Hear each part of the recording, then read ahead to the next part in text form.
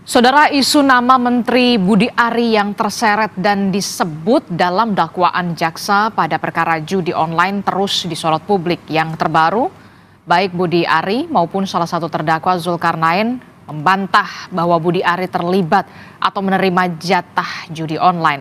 Bagaimana mengusut tuntas perkara judi online ini? Kita bahas bersama sejumlah narasumber yang sudah hadir melalui sambungan daring di pagi hari ini. Di antaranya ada Wakil Ketua Umum Projo, ada Pak Freddy Damanik, kemudian ada peneliti Pusat Kajian Anti Korupsi Pukat UGM, Mas Zainur Rohman, dan juga ada anggota Komisi 1 DPR RI dari fraksi PKB yang juga panja judi online, Pak Syamsur Rizal. Selamat pagi Bapak-Bapak semuanya. Selamat pagi. Selamat pagi. Assalamualaikum Mbak Rizky. Waalaikumsalam warahmatullahi wabarakatuh. Selamat pagi. Saya mau ke Pak Freddy dulu. Pak Freddy, kalau tadi kita sudah melihat saksi, terdakwa Zulkarnain membantah kalau Budi Ari ini menerima fee atau 50%, begitu ya. Walaupun sebelumnya kita melihat ada nama Budi Ari disebutkan dalam surat dakwaan, begitu ya. Nah, apa yang bisa Anda baca dari sini? Iya, terima kasih. Seperti yang sudah sering kami sampaikan, sama seperti yang disampaikan Budi Ari tadi ya. Di narator tadi juga itu yang dimaksud oleh Budi Ari ya, peran media di sini. Termasuk narator tadi menyebutkan jaksa menyebutkan Budi Ari menerima jatah. Padahal tidak pernah jaksa menyebutkan itu. Tidak pernah atau tidak ada di dalam dakwaan seperti itu. Ya, tidak ada. Yang ada di dalam dakwaan, mereka 4 terdakwa itu bertemu, kemudian mereka sepakat sendiri menulis jatah-jatah itu. Budi Ari tidak tahu mengenai kesepakatan itu, tidak tahu mengenai pertemuan itu, ya. Kemudian tidak pernah menerima dana. Nah, kalau ya ada satu pun saksi, ada fakta lain atau ada bukti lain, sudah pasti ada di dalam dakwaan itu. Ya, termasuk di dalam persidangan kemarin. Kalau ada yang mengindikasikan itu, ya sekalian nih saya mengklarifikasi juga ya untuk Prof Mahfud ini. Saya bukan pansos ini Prof, tapi ini penting, bukan hanya bicara tentang kebenaran, tapi ini bicara tentang fakta persidangan, fakta hukum.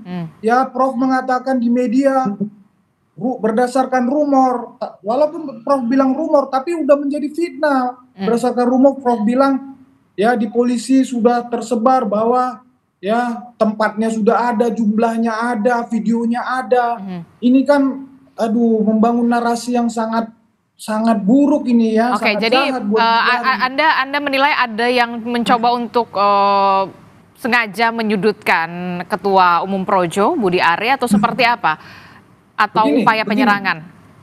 Begini, tadi Budi Ari sudah bilang ya, jadi peran media sangat besar. Saya yakin Prof Mahfud belum baca itu dakwaan, cuman ngambil dari berita, ya judul berita saja, begitu loh. Jadi memang peran media memang penting di dalam memberikan informasi yang utuh. Jangan ada lagi judul-judul Budi Ari dugaan menerima dana dari judol. Jangan ada yang seperti itu. Tidak pernah ada di dakwaan seperti itu. Ya, kalau dari berkas penyidikan ada seperti itu, pasti sudah naik di dakwaan keterangan-keterangan itu. Maka dari itu kemudian sekali lagi kami jelaskan, tidak ada fakta, tidak ada saksi, tidak ada bukti yang mengarahkan ya pernyataan mereka itu yang tentang jatah itu. Jadi itu hanya omon-omon mereka saja, hanya kesepakatan mereka saja di luar sepengetahuan Budi Ari. Demikian. Oke, jadi ini Anda menilai ada dugaan persekongkolan di antara para terdakwa ini, termasuk juga soal bisa keterangan palsu. Kalau keterangan palsu itu bisa kita uji lagi, tapi ya yang mau saya katakan adalah berdasarkan dakwaan itu mereka ketemu kemudian membuat jatah-jatah porsi itu. Oke. Nah, itulah hasil pertemuan mereka. Ya hanya sampai di situ. Bisa jadi mereka si Zulkarnain ini mencatut nama menteri, ya kemudian mengambil keuntungan dari situ, karena di dakwaan ada juga bahwa jatah yang 50% itu diterima sama dia, diambil sama dia. Nah kemudian ya ini kan dari hasil penangkapan, dari hasil penggeledahan misalnya, itu kan bisa dibuktikan. Itu kan angkanya semua jelas. Nah kalau misalnya barang bukti tertangkap jumlahnya misalnya sekian puluh miliar, dihitung, di total, loh benar ada duitnya sama dia, kan begitu. Nah itu kan sudah jelas di dakwaan, tetapi Budiari sama sekali tidak ada yang mengindikasikan itu, tidak ada bukti fakta sama sekali, tidak ada saksi. Demikian. Maka dari itu kemudian Budiari juga siap ketika memang nanti ada panggilan untuk memberikan kesaksian dan juga keterangan di muka persidangan kalau memang akan ada pemanggilan itu ya. Iya. Seperti kata Kapus Penkum ya, kalau memang dibutuhkan untuk keterangan itu, Budiari sangat siap. Mau seperti pakar hukum tadi mau dikonfrontir atau apapun namanya, silakan. Sangat siap Budiari untuk hal itu. Oke, supaya semuanya jadi terang benderang dan juga clean and clear begitu ya, Pak Freddy ya. Saya ke Mas Zainur Rohman dulu. Mas Zainur Rohman, dari kacamata Anda melihatnya seperti apa dari kasus ini sendiri? Apa yang bisa dilakukan oleh majelis hakim dalam persidangan selanjutnya dalam pembuktian begitu ya? Kalaupun ini memang harus secara terang benderang, clean and clear begitu dalam pembuktian, ada atau tidaknya sebenarnya? Ya, judi online ini kan sangat merugikan rakyat ya. Menurut PPATK 1 tahun jumlah transaksinya 600 triliun. Betul. Maka ini sudah menjadi penyakit yang harus diberantas. Oleh karena itu persidangan ini harus bisa mengungkap dengan terang semua pihak yang terlibat. Baik itu sebagai para bandar judol maupun dalam konteks persidangan saat ini adalah pihak-pihak yang membackingi, yaitu para pegawai di Kominfo waktu itu dan juga kontraktornya yang kemudian mereka seharusnya melakukan pemberantasan tetapi kemudian melindungi website-website judi online yang bersedia membayar sejumlah uang. Nah, yang menjadi perdebatan ini kan ketika di dalam dakwaan itu memang disebut nama Budiari itu disebut. Yang saya ingin jelaskan pertama adalah agar masyarakat paham, dakwaan itu disusun dari mana? Dakwaan itu materi utamanya disusun dari BAP yang dilakukan oleh penyidik. Siapa penyidiknya dalam kasus ini? Penyidiknya adalah penyidik Polri. Jadi penyidik Polri memeriksa tersangka, memeriksa saksi-saksi, memeriksa alat-alat bukti lain termasuk surat, barang bukti, kemudian memasukkannya ke dalam BAP. BAP itu diserahkan kepada jaksa beserta dengan para tersangkanya. Nah, ketika memeriksa tersangka ini, kemudian jaksa juga melakukan pemeriksaan ulang, pemeriksaan tambahan. Setelah itu kemudian berbekal dari BAP dan pemeriksaan terhadap para tersangka, jaksa membuat dakwaan. Kemudian itu oleh jaksa penuntut umum dibacakan di depan ruang sidang ketika persidangan pertama kali itu. Nah, di dalam dakwaan terhadap Zulkarnain ini betul disebutkan nama Budi Aris Setiadi dalam berbagai konteks. Antara lain yang pertama misalnya memerintahkan Zulkarnain untuk mencari orang yang mampu untuk crawling data situs judi online. Nah, sebenarnya di situ ada nama Adi Kismanto kan. Nah, Adi Kismanto ini sebenarnya tidak memenuhi syarat sebagai tenaga ahli di Kominfo karena persoalan administratif. Tetapi kemudian akhirnya diloloskan. Nah, kemudian mereka para pegawai di internal Kominfo dengan juga para tenaga ahlinya melakukan pengumpulan data judi online websitenya. Kemudian yang kemudian dilakukan adalah mereka ada komunikasi dengan bandar judi online, pemilik websitenya. Kemudian akhirnya ketemu satu kesepakatan untuk memberikan uang, sejumlah uang. Nah, sejumlah uang itu jumlahnya miliaran, sangat besar. Kemudian ya penyidik menemukan ada satu dokumen berupa rincian pembagian uang. Ya, ini dalam konteks yang disusun oleh Alwin Jabarti Kemas ya. Di situ ada kode-kode, ada kode D, ini diduga adalah Deden Imaduddin, ada kode S, Syamsul Arifin, ada kode R, itu untuk Rahmada, ada kode PM. Nah, ini di dalam penyidikan, pendalaman dari penyidik ini adalah kode untuk Budi Aris Setiadi dan seterusnya, masih banyak kode-kode yang lain. Artinya ini mengalir di dalam pembagian ini memang dibagi-bagi. Dan Nah, inilah yang kemudian harus pertanyaannya dibuktikan di persidangan. Betul. Apakah misalnya uangnya sampai atau tidak? Aha. Apakah misalnya benar atau tidak PM itu adalah Budi Aris Setiadi dan seterusnya? Itu adalah materi yang harus dilakukan pendalaman. Ya, ada juga misalnya orang jual nama, ada gitu ya. Misalnya, oh saya minta bagian untuk Pak Menteri, tapi misalnya dikantongi sendiri bisa. Tapi bisa juga ternyata memang misalnya diberikan beneran. Oleh karena itu, apa yang harus dilakukan? Yang harus dilakukan adalah penyidik Polri tindak lanjuti. Ini masih banyak, Mbak. Kenapa? Karena sejauh ini yang saya lihat, undang-undang yang digunakan itu adalah undang-undang ITE, dijerat dengan pasal membiarkan dapat diaksesnya judi online. Padahal ini perkara tipikor. Kenapa? Karena ada para pegawai negeri menerima suap untuk mengamankan situs judi online. Ini tipikornya tidak diproses oleh Polri. Bagaimana? Yang kedua TPPU, tindak pidana pencucian uang, itu juga tidak diproses. Nah, apakah ini mengalir betul ke Budi Aris atau tidak? Yaitu harus masuk ke dalam materi pendalaman oleh penyidik maupun di dalam proses persidangan Zulkarnain itu menjadi materi pendalaman, menjadi materi pembuktian di persidangan. Itu nanti kan di ruang sidang bisa saling di cross check. Tentu semua pihak ingin mengamankan posisinya masing-masing siapapun itu, tetapi kan ada berbagai alat bukti lain yang bisa digunakan untuk memperjelas apakah seseorang itu ikut menerima atau tidak. Prinsip dasarnya tidak boleh ada satu orang pun menikmati hasil kejahatan, sehingga siapapun yang menerima itu harus diproses secara hukum. Nanti selain di ruang sidang yang terbatas itu sebenarnya penyidik kan bisa mendalami melalui misalnya rekaman transaksi keuangan dari PPATK, kemudian juga digital forensik. Apakah misalnya seseorang itu mengiyakan pemberian untuknya, itu bisa dicek di bukti forensiknya ada atau tidak ya. Misalnya chat melalui Signal, melalui Telegram. Kalau WA kayaknya sekarang para koruptor udah nggak pakai WA ya, mereka takut kalau transaksi pakai WA gitu. Atau misalnya menggunakan cross check terhadap para saksi yang sekarang adalah para terdakwa itu. Jadi ada banyak cara untuk memastikan apakah seseorang itu benar menerima atau tidak. Kalau menerima kepada rekening nama yang bersangkutan nggak mungkin. Misalnya memberi kepada A, transfer ke rekening A, yang enggak. Koruptor nggak sebodoh itu. Biasanya menggunakan nomine, meminjam rekening orang lain, dititipkan kepada orang lain, diserupakan transaksi-transaksi yang sah, misalnya jual beli atau misalnya investasi atau menggunakan transaksi kripto dan lain-lain. Jadi koruptor sekarang juga sudah banyak belajar ya, mereka mengamankan diri bertransaksi secara aman, Mbak. Ada banyak cara yang bisa dilakukan di persidangan untuk membuktikan begitu ya, menerima atau tidak menerima, termasuk juga ketika menerima atau tidak menerima dimasuknya ke rekening mana dan ke rekening mana begitu ya.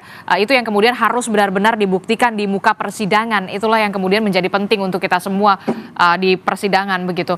Saya ke Pak Syamsu. Pak Syamsu, Anda sebagai Komisi 1 DPR dan juga Panja khusus Judol melihat kasus ini begitu ya. Nama Budi Ari kemudian disebutkan dalam surat dakwaan dan disorot banyak pihak. Dari Panja sendiri sebenarnya seperti apa langkah-langkah yang sudah dilakukan khususnya untuk penanganan judi online ini? Ya, makasih banyak Mbak Adisti. Yang pertama, salam, selamat pagi Mas Freddy, Mas Zainur, dan seluruh yang menyaksikan ini. Kita Panja ini belum sampai pada titik mengkonfrontasi berbagai kelembagaan terkait. Tetapi yang kita temukan ada beberapa indikasi bahwa judi online ini kita tidak bicara lagi soal dampak yang luar biasa, tetapi judi online ini belum dijadikan sebagai salah satu mainstream gerakan anti korupsi, sekaligus juga belum ada perspektif mitigasi dalam kebijakan-kebijakan kementerian dan lembaga. Ya. Kemudian yang terakhir yang kita temukan itu yang insya Allah akan kita jadikan bahan rapat pada pertemuan berikutnya itu adalah ada indikasi bahwa sudah mulai terjadi trial by the press terhadap seperti contoh Mas Budi Ari tadi disebutkan, sebelumnya juga dalam ulasan salah satu media menyebutkan ada salah satu ketua harian partai yang menjadi backing dari judi online ini. Yang ini kemudian belum sempat juga ada klarifikasi yang bisa menjustifikasi benar atau tidaknya. Dan ini cenderung menjadi pengadilan di luar pengadilan lah. Ini dilakukan oleh teman-teman media kalau ini tidak diusut tuntas.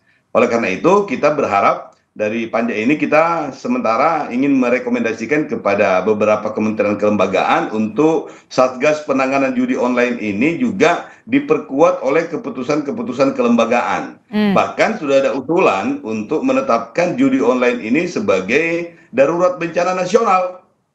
Sehingga ada, karena sudah ditetapkan sebagai extraordinary crime, sehingga juga ada dukungan-dukungan kebijakan yang maksimal. Bahkan kalau memungkinkan Presiden mengeluarkan perintah untuk melakukan crash program sehingga judi online ini benar-benar bisa diusut tuntas, termasuk langkah-langkah mitigasi lainnya.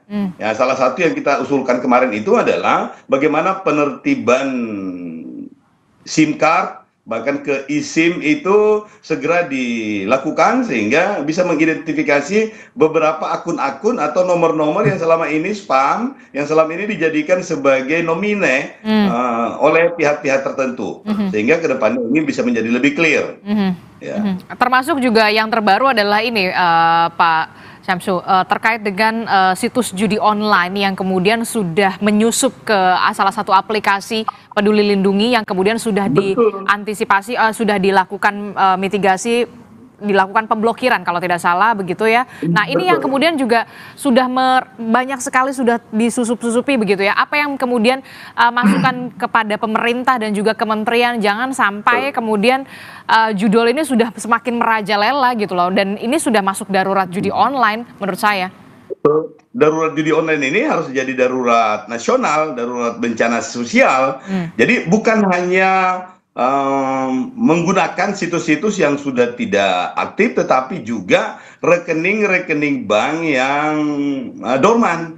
Jadi banyak sekali modus yang mereka lakukan yang memang kelihatannya mereka sudah mempersiapkan diri dengan segala infra dan suprastruktur yang mereka miliki, yang kadang-kadang kita ketinggalan 1-2 langkah di belakang, dan ini yang kita tidak bisa antisipasi kalau kita tidak menunjuk atau memiliki satu kebijakan secara nasional yang membuat teman-teman kepolisian, kejaksaan, teman-teman aktivis, teman-teman media itu punya ruang yang lebih luas untuk menunjukkan keberpihakannya kita untuk melindungi masyarakat. Jadi perspektif yang ketiga yang ingin kita lakukan itu adalah semua langkah yang kita lakukan itu bukan hanya ansih pada penanganannya, tetapi juga perspektifnya adalah perspektif mitigasi untuk perlindungan masyarakat. Karena kalau dari data-data PPATK itu bukan hanya sekadar 600 triliun, tetapi bisa sudah tembus di angka kuadriliun, sudah lebih dari 1.000 triliun. Dan itu juga menyasar bukan hanya kalangan-kalangan profesional, kalangan-kalangan yang memiliki mindset yang sudah mapan lah, tetapi juga sampai pada anak-anak. Berbagai profesi, bahkan seorang ustadz, pendeta juga ternyata terlibat, baik disengaja maupun tidak disengaja. Dan ini memang sudah menjadi ancaman yang luar biasa, Mbak. Ini sudah jadi ancaman yang luar biasa karena sudah masuk. Satu lagi, Mbak, ini. Silakan singkat. Komdigi itu sudah men-take down itu kurang lebih 5,1, katanya sekarang sudah 5,3 juta situs. Mulai dari November sampai di awal Mei kemarin. 5,3 juta situs sudah ditutup. Tapi ternyata praktek judi online itu masih luar biasa. Berarti mereka mampu bermetamorfosa di situs-situs yang lainnya, atau mereka berkamuflase di situs-situs atau di media-media yang lain. Dan itu yang mesti diantisipasi. Mati satu tumbuh 10.000 begitu ya, bukan mati satu tumbuh 1.000. Itu yang kemudian harus benar-benar menjadi perhatian khusus dari pemerintah pusat begitu ya. Tidak hanya soal bagaimana siapa saja yang dalam tanda kutip begitu ya orang-orang yang membackingi, tapi juga usut tuntas sampai ke bandar judulnya, bandar besarnya begitu. Jangan sampai kemudian ada pengalihan begitulah. Apa yang bisa dilakukan oleh pemerintah pusat? Ini satu lagi, Mbak, yang terakhir, yang rekomendasi kita yang keempat itu. Kalau itu kemudian ada indikasi bahwa ternyata servernya atau situs-situsnya dikembalikan dari luar negara kita, maka kita mesti melakukan langkah-langkah diplomasi kenegaraan.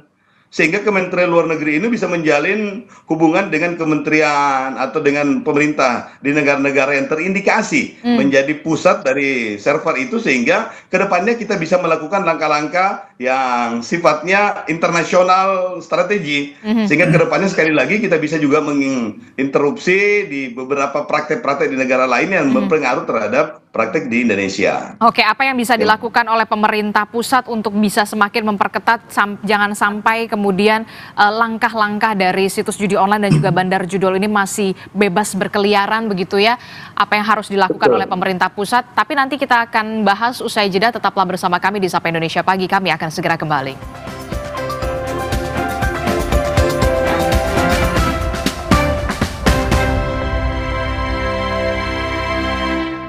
Masih bersama kami dalam Sapa Indonesia Pagi, saudara, kita masih membahas soal bagaimana judi online gitu ya. Masih membahasnya bersama dengan Mas Zainur Rohman, kemudian ada Pak Freddy dan juga Mas Syamsu, Pak Samsu begitu. Saya ke Pak Syamsu. Pak Samsu, ini kan kalau kita lihat ya, judi online yang main judi itu bukan lagi orang-orang kaya, orang-orang berduit, bahkan sampai ke daerah-daerah yang orang tidak mampu, mohon maaf begitu ya, sudah bisa mengakses dengan mudah. Anak-anak mirisnya hampir semua lini sudah bisa mengakses. Nah, ini jadi apa ya? Sebenarnya harusnya jadi perhatian khusus dari pemerintah pusat supaya kemudian akses ke orang-orang yang memang sebenarnya tidak bisa dicegah begitu ya, seperti anak-anak, kemudian orang-orang yang memang seharusnya memang tidak bermain judi online. Inilah yang kemudian harusnya ada upaya mitigasi yang lebih serius. Nah, kalau dari Panja sendiri seperti apa?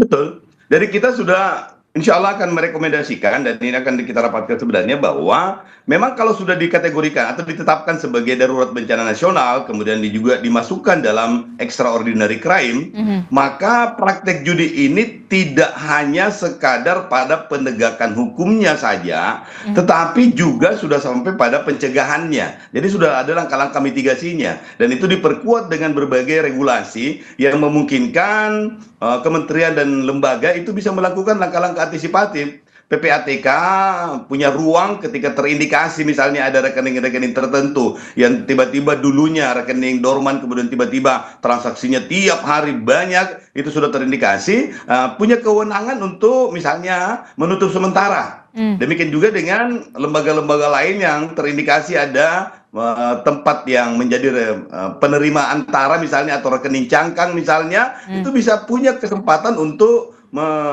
breakdown, kemudian suspend terlebih dahulu misalnya, dan lain-lain. Semua kelembagaan itu. Kenapa? Karena yang menjadi bahaya ini bukan hanya sekadar bencana sosialnya, tetapi ini sudah sampai pada mereduksi kepercayaan publik terhadap penyelenggara negara, penyelenggara pemerintahan. Ya, contohnya tadi Pak Menteri, kemudian juga salah satu ketua harian, itu kalau dibiarkan mungkin besok-besok ada lagi yang seperti itu. Pasti rakyat akan bertanya, berarti hampir semua ada penyelenggara kita terlibat. Karena kalau Pak Budi Ari dianggap terlibat dan itu tidak clear, maka semua orang akan menganggap bahwa Pak Menteri beserta dengan seluruh lingkungan strategisnya, termasuk organisasi masanya, ormasnya. Demikian juga dengan ketua harian tadi. Dan mungkin besok-besok ada lagi yang disebut. Ada menteri, ada polisi, ada kejaksaan, atau ada yang membekingi dan lain-lain.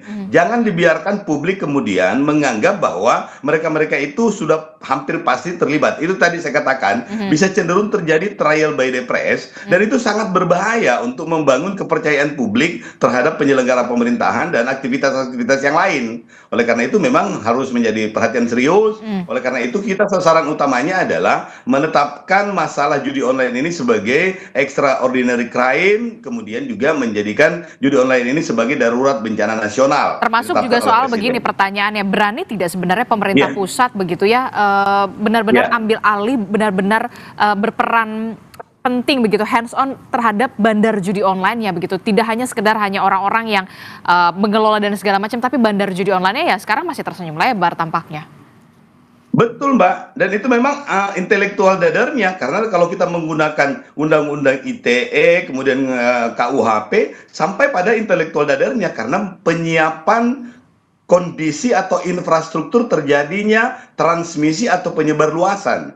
Berarti semuanya yang terkait dengan aktor intelektualnya pun juga bisa mendapatkan tanda kutip ya pidana atau perlakuan negara, sehingga kita juga ingin supaya ini menjadi keseriusan bersama. Makanya solusinya adalah penetapan darurat bencana nasional atau dijadikan sebagai extraordinary crime, sehingga perangkat hukum yang lain itu juga bisa berfungsi dengan baik. Ya. Oke, Demikian, baik. Mbak. Baik, terima kasih untuk Pak Syamsu Rizal, selaku juga panja khusus judi online Komisi 1 DPR RI telah bergabung bersama kami. Terima kasih untuk waktunya. Kami melanjutkan kembali bersama dengan Mas Zainur Rohman dan juga Pak Freddy begitu ya. Nah, kalau begitu penting sekali untuk mengusut secara tuntas, secara terang benderang, termasuk juga soal pembuktian di persidangan.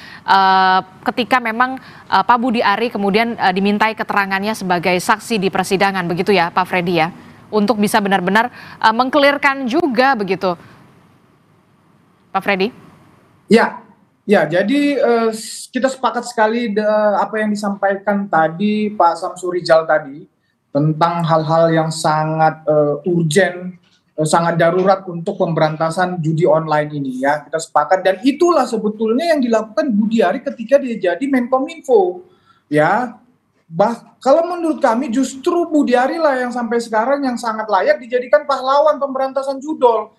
Apa namanya, semua jejak digitalnya sangat banyak tentang hal itu. Bahkan kami tadi disebut ormas kami ya, Projo, itu diperintahkan seluruh Indonesia ya untuk membuat apa namanya semacam banner-banner seluruh Indonesia berantas judol atau tolak literasi digital yang dilakukan untuk pemberantasan judol. Itu dilakukan Budi Ari, termasuk dalam hal tadi yang ada misalnya disebutkan tadi Mas Zainur Rohman di dakwaan ya, kan ada dua cuma perintah presiden kepada Budi Ari. Pertama berantas judol, yang kedua benahi BTS. Nah, itulah kepentingannya ketika dia punya waktu cuma 1 tahun 3 bulan, maka dimaksimalkanlah ya resources yang ada, bagaimana untuk memberantas judol itu. Itulah kenapa dia hubungannya sama Tony. Tony punya orang si AK tadi itu yang mampu ya, dia ini hacker sangat muda yang mampu untuk memblokir ya, mengumpulkan dan memblokir sekian banyak situs-situs judi online. Itu cerita awalnya. Jadi Tony ini si AK ini mempresentasikan di hadapan Budi Ari dan seluruh pejabat Kominfo ya tentang alatnya tadi itu, tentang kemampuannya dia itu untuk memblokir ini. Nah, yang selama ini hanya 10.000, nah alat si AK ini dan kemampuan si AK ini mampu menjadi 50.000 sampai 100.000 per hari. Nah, itulah alasan kenapa dia direkrut.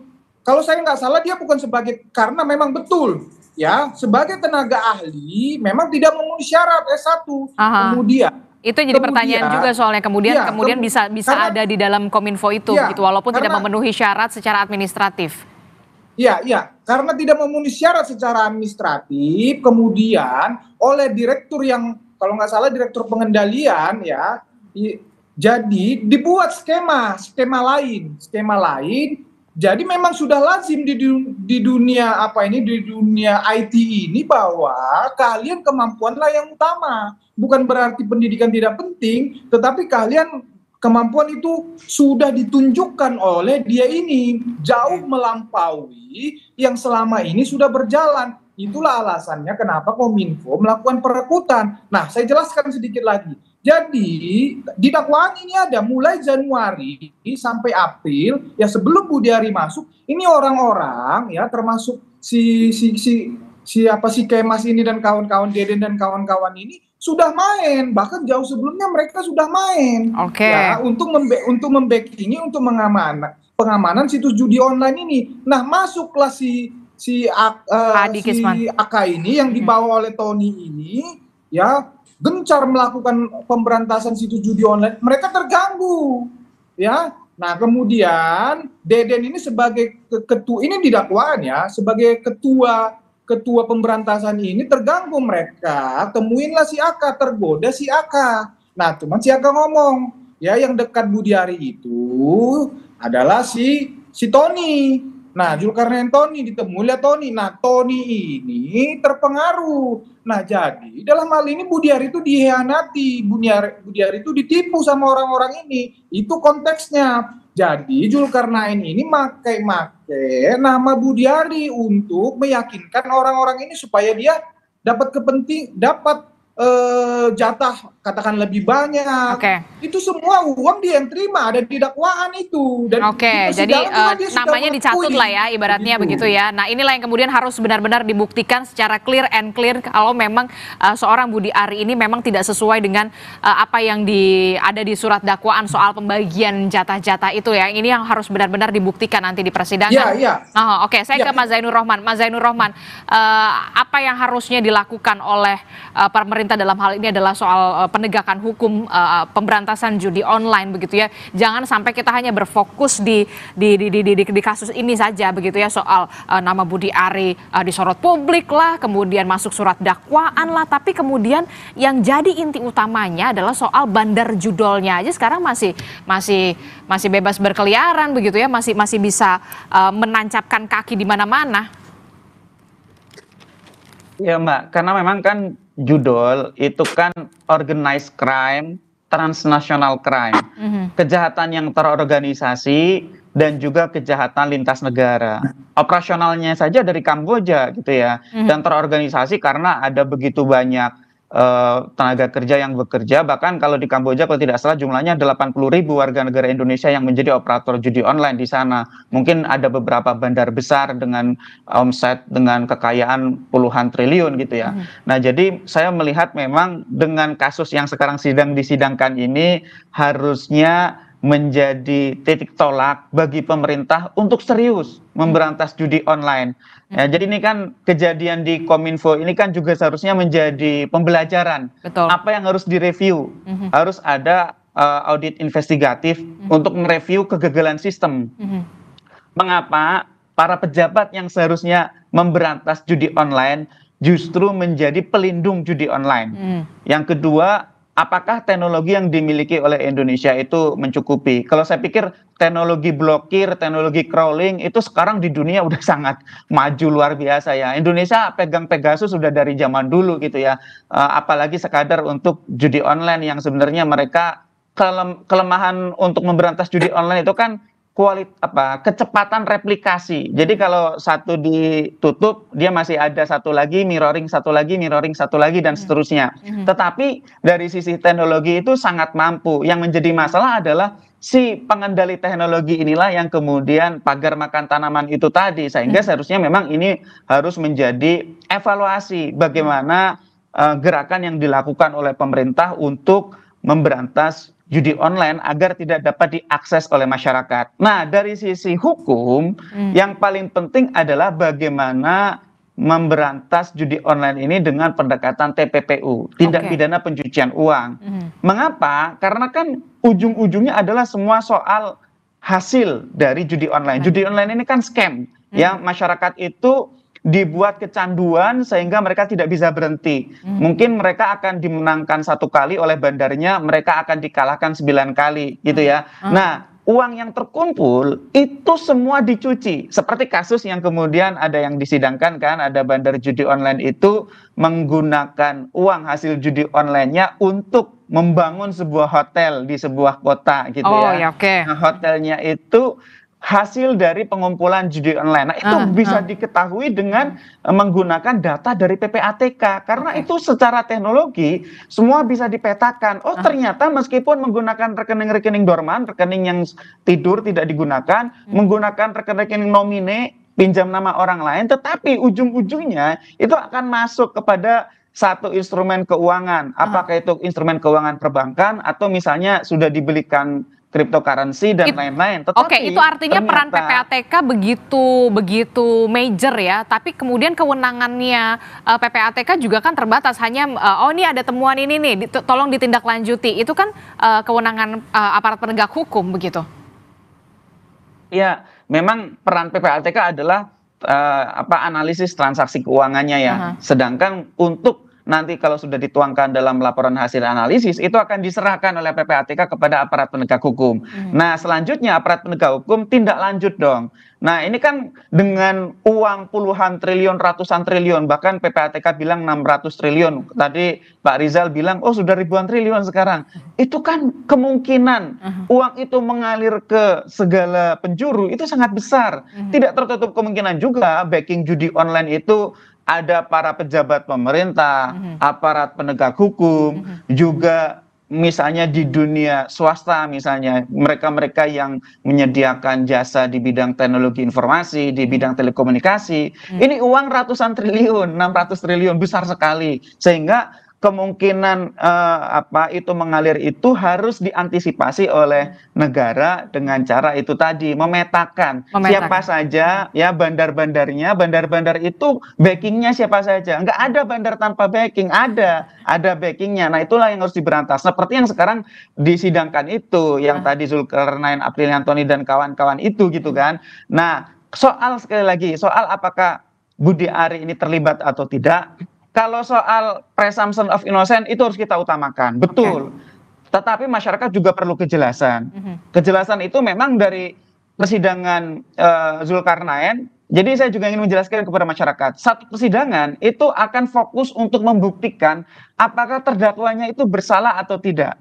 Sedangkan untuk pihak lain itu bukan merupakan fokus dari persidangan itu. Sehingga untuk menjawab apakah Budi Ari itu terlibat atau tidak, itu tidak bisa dibebankan sepenuhnya pada persidangan Zulkarnain. Zulkarnain itu persidangannya ya untuk Zulkarnain itu. Sehingga ini yang ditunggu adalah ya memang akan ada banyak informasi yang bisa di cross check di persidangan Zulkarnain, tetapi ini dikembalikan kepada penyidiknya. Penyidik kan punya pengetahuan apakah ini Zulkarnain jual nama atau memang ada aliran, dan penyidik itu dibekali dengan pelatihan, kemampuan yang mereka miliki. Mereka sudah berpengalaman puluhan tahun. Apakah seseorang itu hanya dijual namanya atau benar-benar menerima dengan yang tadi saya sebutkan itu. Akan diperiksa komunikasi digitalnya, akan diperiksa rekening-rekeningnya, akan diperiksa keterangan para saksi, akan diperiksa barang-barang bukti, akan diperiksa surat-surat gitu ya. Sehingga ya kita harus bersabar, masyarakat tidak boleh juga menuduh Pak Budi Ari tersangka aja belum, apalagi bersalah. Belum, sama sekali masih sangat jauh. Sehingga sekarang Pak Budi Ari statusnya dengan masyarakat lain sama, tidak ada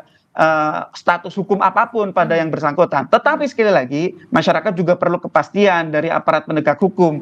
Oleh karena itu, yang menjadi pertanyaan masyarakat sampai sekarang, apa tindakan dari penyidik, termasuk kalau kami mempertanyakan, ini clear. Sampai sekarang pasal yang digunakan, Mbak, itu adalah pasal Undang-Undang ITE, membuat dapat diaksesnya judi online secara digital gitu ya. Kenapa tidak pakai pasal tipikor? Zulkarnain itu kan mendapatkan pembayaran dari pemerintah. Itu kalau menurut Undang-Undang 3199 Junto 2021, Zulkarnain adalah pegawai negeri. Itu harusnya dijeratnya pakai pasal tipikor. Apalagi seperti Denden Imaduddin Soleh dan kawan-kawan, Mbak. Ini termasuk juga masuk ke penyalahgunaan wewenang ya. Termasuk juga ke penyalahgunaan kewenangan ya. Betul. Yang paling jelas suap. Oke, baik. Nanti kita akan lihat bagaimana kasus ini terus bergulir, termasuk juga soal sidang pembuktian yang sangat amat ditunggu oleh publik. Terima kasih Mas Zainur Rohman dari Pukat UGM, kemudian ada Pak Freddy juga dari Projo. Terima kasih Bapak-Bapak telah bergabung bersama kami. Selamat pagi, sehat selalu. Assalamualaikum. Waalaikumsalam, terima kasih.